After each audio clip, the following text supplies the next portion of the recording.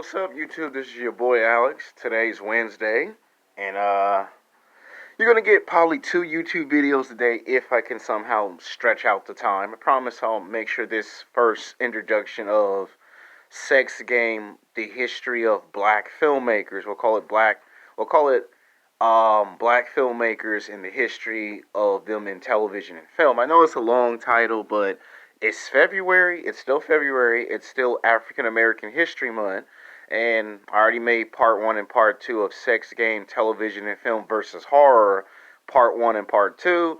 Part three, you're probably going to have to wait until Friday, my actual day off from work, because I'm scheduled to go to work today, and I'm scheduled to go to work tomorrow, so I still have 2 more days of work left. And then Friday, Saturday, Sunday, Monday, Tuesday, so the next 5 days after that, I am not scheduled to come to work unless the rule is, unless five or more people call out next week, because I can have all 5 days to give you five new videos or just three videos. And then from out of nowhere, they can just call and say, hey, Alexander, I know we told you got 5 days off coming up, but three people or four people called off from work, and we really need someone to come in the kitchen and, I don't want to say cook and throw down, but wash the dishes and put the dishes up. Because it's actually happened before, where I had a day off and they called and say, oh, we need you. So it can if it happened once, it can happen twice, it can happen 3 times. So don't get too happy and excited that I told you that I have 5 days off. Because just because I say it, it doesn't mean that I actually will get all 5 days off. Now, it even happened at my old job. When I was a security guard, they gave me 5 days off, and I ended up only getting 4 days and being forced to work on the fifth and final day. Because five people called off and didn't want to show up. So it's happened to me before. And whenever I would say, hey guys, I got 5 days off, it's like a jinx. So it may not be the case with this job, but still it's 50-50. But that's not why you're watching this video. You're watching this YouTube video because I said I was going to make one about black filmmakers. Because there are some black women that be looking at me like, you're making all these videos when you going to make some videos representing us in television and film. So I said, you know what, it's African American History Month, and we do have some black film directors. We do got some black screenwriters and executive producers in Hollywood. They give it a nickname. They give it a term. They call it Black Hollywood. And I'm about to give you the breakdown history. I want to say that took place in the late 1960s, early 1970s. They call it exportation films. And at that time, there were a lot of movies who came out. There was one black guy who made a movie called Badass, and his son is Venet Lois of Pepes. He got a long, funny looking name, but he's actually black. A lot of people thought he was Hispanic, but he's actually black. You've seen a lot of his movies in the late 80s, early 1990s. One of the most obvious movies that he played was New York Jack City with Ice-T in it. Now his father was a film director in the late 60s, early 70s. A lot of your exportation movies in the 1970s is where they finally let black men and black women act in movies and television shows. And at the time, they would have negative stereotypes. If you were a black man, you had to play either a drug dealer, an escaped convict, and a criminal, or a crackhead. That's actually what it was back in the day. And some of the actors that were in television and film, they didn't like that. So a lot of them started getting into the producing and the directing and the writing aspects of filmmaking to change the landscape of filmmaking in television and in film, because they just did not like what they saw. And there were some I wouldn't say there weren't no confrontations, but there was in the beginning. There was a lot of prejudice, a lot of discrimination in the late 60s, early 70s. And it wasn't until like we got into the 1980s that you could see that they finally started accepting African Americans in movies and television shows. Like Pam Grier, right? You have to give a lot of respect to Pam Grier as an African American black woman, because she broke the barrier in television and in film. You know, she's been acting for like 45 years. This woman's like 66, 67 years old. She's like almost 70, if not 70. That's how long she's been in Hollywood. She's done television, she's done film, she's done theater, she's done voiceover, she's produced, she's written stuff, she's even directed. So you got to give her some credit because she came in the late 60s, early 1970s, and she did that smash hit called Foxy Brown. And they made like at least 3 movies of Foxy Brown where she's an undercover police officer turned FBI who goes in to bust a drug trade. And to make a long story short, her boyfriend, her husband, her lover was a part of the scheme and set her up, and miraculously she survived.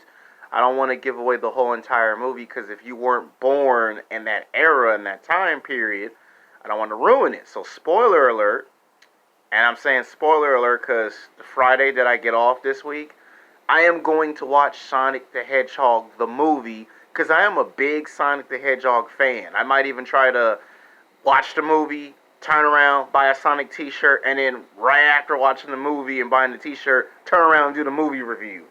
Because it's been a while since I've done a movie review. It would have been Bad Boys 3, but I had to work, I had to wash clothes, I had to pay bills, I have a cell phone bill I have to pay in about 2 more days. So yeah, there's a bunch of stuff coming up on my radar. You gotta give your respect to Pam Grier, because Pam Grier broke that barrier. Pam Grier said you gonna put African Americans in television and film. All you gotta do is type up her name, Pam Grier. You'll see she did some stuff in the late 60s, the 70s, the 80s, the 90s, the 2000s. She was in television and film. She did theater, voiceover, producing, writing, directing. She did it all. If you go to a lot of those African American film festivals right here in Los Angeles, California, they're having it right now. And guess what? Sometimes she pops up and people be like, "Oh my God, it's Pam Grier." Now she's just one person that you would have to contribute to. Another movie that to this day gets highly watched, The Color Purple, produced, written, directed by the legendary great Steven Spielberg. But who is like one of the stars of that movie? Oprah, right? Oprah Winfrey, right? Yeah. She was asked to be in that movie. She played a biblical role in that movie. And she broke barriers in television and film. Nobody had Oprah doing what she was doing at that time. To go from a news anchor, news journalist, to having her own television show. And this is like 35 years ago. So you got to give Oprah some respect and some credit.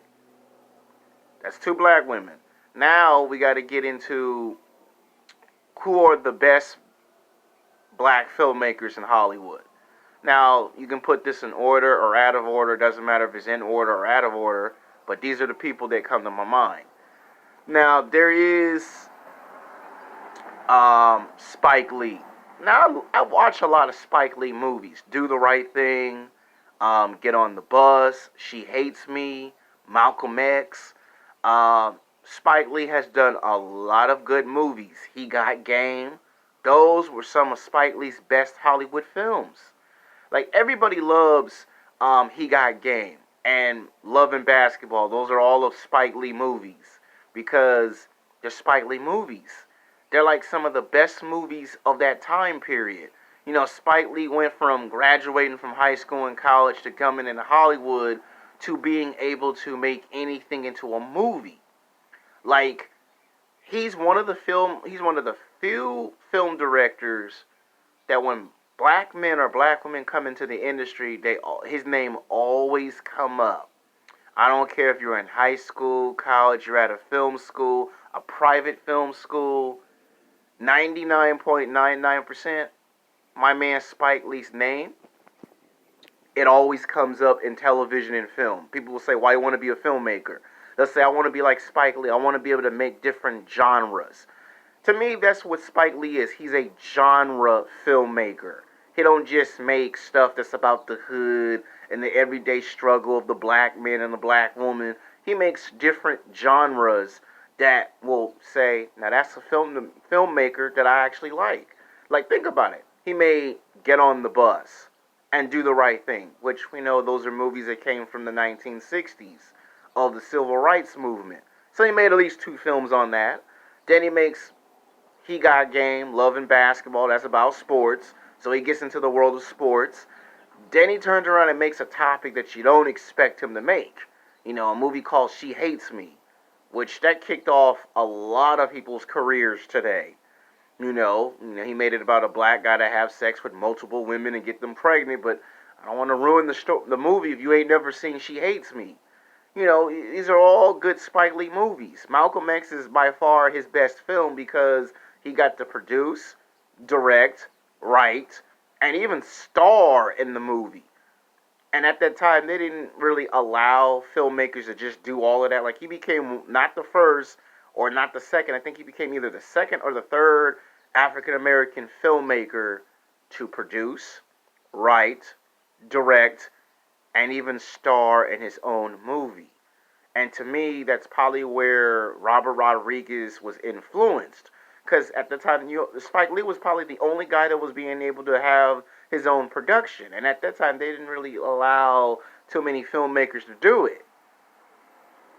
And the reason why I say Spike Lee came in and kind of set the standard was because he was the guy that if you wanted to do something out of your norm, he was the one who broke that barrier. He made it cool to say, I'm going to talk about this and this and this, and I don't give a damn if you don't like it. And then to see him at all the basketball games in New York City, because he's a big New York Knicks fan. And we know that old school rivalry between Spike Lee and Reggie Miller is the stuff of legends. He makes all these movies, and people watch his movies. So, yeah. The next black filmmaker is a female. Now, if you ever seen the movie called Selma, it's a very good critical acclaimed film. Got nominated for 2 Academy Awards. I don't know if it got nominated for an Oscar. It got real close. This was the first time, and not just in filmmaking history, but in African American film history, that a black woman became a film director and directed a big Hollywood feature film. They could have got a black man to do it. No, they called her. And she delivered on that promise. She made this movie get #1 at the box office like 4 weeks in a row consecutively. The movie was so big and so huge, everyone went to go see this movie. I unfortunately had to go, I think at the time I was still in school. And I had 2 assignments, 2 college exams from 2 different classes that prevented me from seeing this movie. And when I did get a chance to finally